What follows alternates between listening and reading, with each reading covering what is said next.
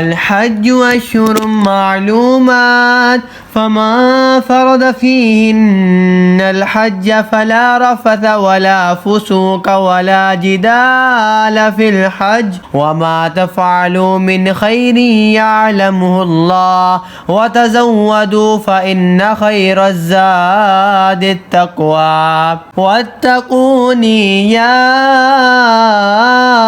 أولي الألباب ليس عليكم جناح أن تبتغوا فضلا من ربكم فإذا أفدتم من عرفات فاذكروا الله عند المشعر الحرام واذكروه كما هداكم وإن كنتم من قبله لمن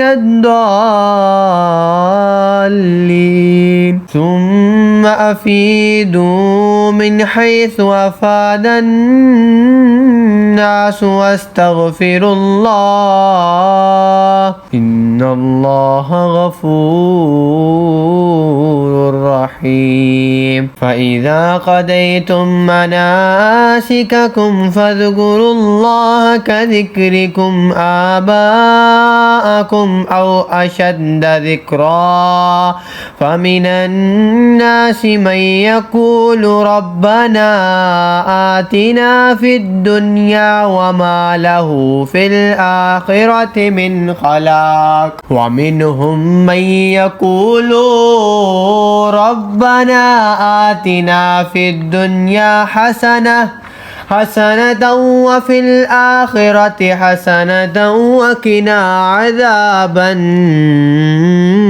النار أولئك لهم نصيب مما كسبوا والله سريع الحساب واذكروا الله في أيام معدودات فما تعجل في يومين فلا إثم عليه وما تأخر فلا إثم عليه لمن اتقى واتقوا الله واعلموا أنكم إليه تحشرون ومن الناس من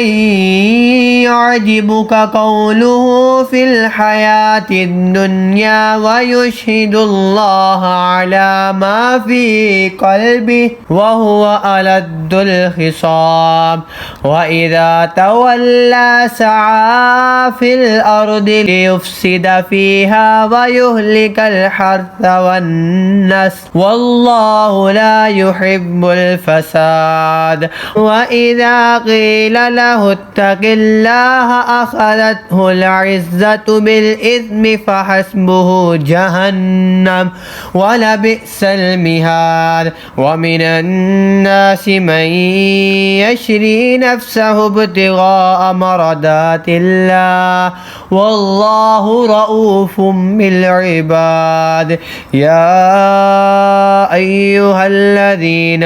آمنوا ادخلوا في السلم كافة ولا تتبعوا خطوات الشيطان إنه لكم عدو مبين فإن زللتم من بعد ما جاءتكم البينات فاعلموا أن الله عزيز حكيم هل ينظرون إلا أن يأتيهم الله في ظلل من الغمام والملائكة وقضي الأمر وإلى الله ترجع الأمور। हज के कई महीने हैं जाने हुए, तो जो इनमें हज की नियत करे तो ना औरतों के सामने सुहबत का तज़किरा हो, ना कोई गुनाह, ना किसी से झगड़ा हज के वक्त तक। और तुम जो भलाई करो अल्लाह इसे जानता है। और तोशा साथ लो कि सबसे बेहतर तोशा परहेजगारी है। और मुझसे डरते रहो اے عقل والو تم پر کچھ گناہ نہیں کہ اپنے رب کا فضل تلاش کرو، تو جب عرفات سے پلٹو تو اللہ کی یاد کرو، مشعر حرام کے پاس، اور اس کا ذکر کرو جیسے اس نے تمہیں ہدایت فرمائی، اور بے شک اس سے پہلے تم بہکے ہوئے تھے۔ پھر بات یہ ہے کہ اے قریشیو تم بھی وہیں سے پلٹو جہاں سے لوگ پلٹتے ہیں، اور اللہ سے معافی مانگو، بے شک اللہ بخشنے والا مہربان ہے۔ پھر جب اپنے حج کے کام پورے کر چکو تو اللہ کا ذکر کرو جیسے اپنے باپ دادا کا ذکر کرتے تھے،